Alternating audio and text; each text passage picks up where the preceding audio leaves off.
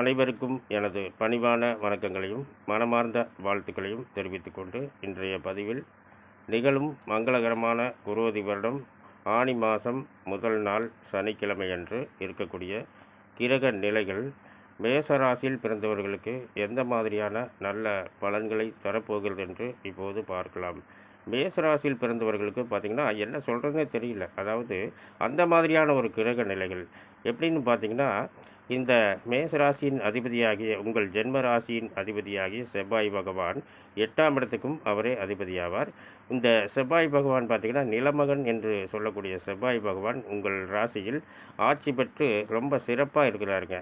இப்படி இருக்கிறதுனால இந்த ஆனி மாதத்தில் உங்களுக்கு செவ்வாய் திசை நடந்துன்னு வச்சுங்களேன், எத்தனையோ இடம் வாங்குவீங்க, வீடு கட்டுவீங்க, கிரகப்பிரவேசம் பண்ணுவீங்க, எத்தனையோ தொழிற்சாலைகள் கட்டுவீங்க, மற்றும் எத்தனையோ காடு தோட்டங்கள் கூட வாங்குவீங்க. காடு தோட்டங்கள் என்றால் வெறும் காடு தோட்டம் அல்லங்க, அதாவது எத்தனையோ தென்னை மரங்களுடன், கிணறுகளுடன், ஆடு மாடு குறைவில்லாத செல்வங்களுடன், இந்த மாதிரிலாம் நல்ல பலன்களே இந்த ஆனி மாதத்தில் உங்களுக்கு நடக்க போகுதுங்க. அடுத்தது பார்த்திங்கன்னா தனஸ்தானம், அதாவது தனம், குடும்பம், கல்வி, செல்வாக்கு ஸ்தானம் என்று சொல்லக்கூடிய இடத்துல தனகாரகன் என்று சொல்லக்கூடிய குரு பகவான் தனியாக இருந்து சஞ்சாரம் பண்ணுறாருங்க. இந்த குரு பகவான் பார்த்திங்கன்னா உங்கள் ராசிக்கு 9ஆம் இடத்துக்கும் 12ஆம் இடத்துக்கும் அதிபதியாவார். மேலும் இந்த குரு பகவான் பார்த்திங்கன்னா உங்கள் ராசிக்கு 6ஆம் இடத்தை பார்க்குறாரு. இந்த 6ஆம் இடத்தை பார்க்குறதுனால எத்தனை கடன் பிரச்சனைகள் இருந்தாலும் இந்த ஆனி மாதத்தில் எல்லாம் முழுவதும் அந்த கடன் பிரச்சனையிலிருந்து வெளியே வந்துடுவீங்க. அடுத்த பார்வையாக 8ஆம் இடத்தை பார்க்குறாருங்க. 8ஆம் இடம் என்பது கஷ்ட நஷ்டங்களை கொடுக்கக்கூடிய இடம். இந்த இடத்தை குரு பகவான் பார்ப்பதால் இந்த ஆனி மாதத்தில் உங்களுக்கு எந்த விதமான கஷ்ட நஷ்டங்களும் வராதுங்க. அடுத்தபடியாக பார்த்திங்கன்னா 10ஆம் இடத்தை பார்க்குறாரு, அதாவது ஜீவனஸ்தானத்தை. அப்போது இந்த ஜீவனஸ்தானத்தை இந்த குரு பகவான் பார்க்கும்போது ஆனி மாதத்தில் எத்தனையோ வேலை வாய்ப்புகள் உங்கள் இல்லம் தேடி வரப்போகுதுங்க. நீங்களும் எத்தனையோ பேர்த்துக்கு நல்ல வேலை வாய்ப்புகளை தரப்போகிறீர்கள். எத்தனையோ குடும்பங்கள் உங்களால் பசியார போகிறார்கள். இந்த மாதிரியான ஒரு நல்ல பலன்களே இந்த ஆனி மாதத்தில் உங்களுக்கு நடக்க போகுதுங்க. அடுத்ததாக 3ஆம் இடத்துல பார்த்திங்கன்னா இந்த 2ஆம் இடத்துக்கும் 7ஆம் இடத்துக்கும் அதிபதியாகிய சுக்கிர பகவானும், 3ஆம் இடத்துக்கும் 6ஆம் இடத்துக்கும் அதிபதியாகிய புதன் பகவானும், 5ஆம் இடத்துக்கு அதிபதியாகிய சூரிய பகவானும் இணைந்து 3ஆம் இடத்துல சஞ்சாரம் பண்ணுறாங்க. இதில் ஒரு விசேஷம் என்னன்னு பார்த்தீங்கன்னா, இந்த புதன் பகவான் ஆட்சி பெற்றிருக்கார். இப்படி இருக்கிறது ரொம்ப சிறப்புங்க. வியாபாரத்தில் ரொம்ப சிறப்பாக இருக்குங்க வியாபாரம். இந்த ஆனி மாதத்தில் பார்த்திங்கன்னா புதன் திசையோ சுக்கிர திசையோ சூரிய திசையோ உங்களுக்கு நடந்ததுன்னா எத்தனையோ செல்வாக்கும் எத்தனையோ அந்தஸ்தும் உங்கள் இல்லம் தேடி வருங்க.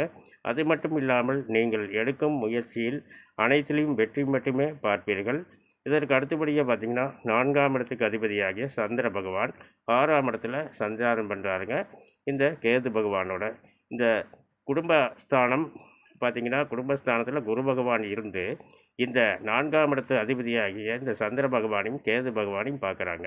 இப்படி பார்க்குறதுனால இந்த சந்திர திசை உங்களுக்கு நடந்துன்னு வச்சுக்கோங்களேன், இந்த ஆனி மாதத்தில் எத்தனையோ நல்ல வண்டி வாகனங்கள் உங்களுக்கு அமையுங்க, வாங்க போகிறீர்கள். அது மட்டும் இல்லாமல் எத்தனையோ இடங்கள் கூட வாங்குவீங்க. இந்த மாதிரிலாம் ஒரு நல்ல சிறப்பான பலன்களை இந்த சந்திர பகவான் உங்களுக்கு தருவாருங்க. அடுத்தபடியாக பார்த்திங்கன்னா ஜீவனஸ்தானத்துக்கும் லாபஸ்தானத்துக்கும் அதிபதியாகிய, அதாவது 10ஆம் இடத்துக்கும் 11ஆம் இடத்துக்கும் அதிபதியாகிய சனி பகவான், ஆயுள்காரகன், தொழில்காரகன் என்று சொல்லக்கூடிய சனி பகவான் 11ஆம் இடத்துல ஆட்சி பெற்று சஞ்சாரம் பண்ணுறாருங்க. அப்படி இருக்கிறதுனால இந்த ஆனி மாதத்தில் சனி திசை உங்களுக்கு நடந்துன்னு வச்சுங்களேன், எத்தனையோ வேலை வாய்ப்புகள் உங்கள் இல்லம் தேடி வரப்போகுதுங்க. நீங்கள் எத்தனையோ பேர்த்துக்கு வேலை வாய்ப்புகளை தரப்போகிறீர்கள்.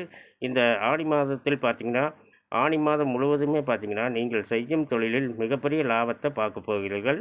அடுத்தது பார்த்திங்கன்னா சுபவிரயஸ்தானம் என்று சொல்லக்கூடிய அயனஸ்தானம் என்று சொல்லக்கூடிய 12ஆம் இடத்துல இந்த ராகு பகவான் சஞ்சாரம் பண்ணுறாருங்க. இந்த ராகு திசை இப்பொழுது உங்களுக்கு நடந்துன்னு வச்சுக்கங்களேன், எத்தனையோ சுப செலவுகள் உங்கள் இல்லத்தில் நடக்குங்க. வீடு கட்டுவீங்க, கிரகப்பிரவேசம் பண்ணுவீங்க. இந்த மாதிரிலாம் ஒரு நல்ல ஒரு சுப செலவுகளே இந்த ஆனி மாதம் முழுவதும் உங்கள் இல்லத்தில் நடக்குங்க. இன்னும் எத்தனையோ நல்ல பலன்கள் இந்த ஆனி மாதத்தில் இந்த மேசராசியில் பிறந்தவர்களுக்கு நடக்க போகுதுங்க. மேலும் இந்த மேசராசியில் பிறந்தவர்கள் அனைவரும் எல்லா செல்வங்களையும் பெற்று நலமோடு வாழ வேண்டுமென்று அந்த ஆண்டவனை வணங்கி வாழ்த்துகின்றேன். இந்த பதிவை பார்த்து கொண்டிருக்கும் அனைவரும் எனக்கு மிகப்பெரிய ஆதரவை தருவீர்கள் என்று நம்புகின்றேன்.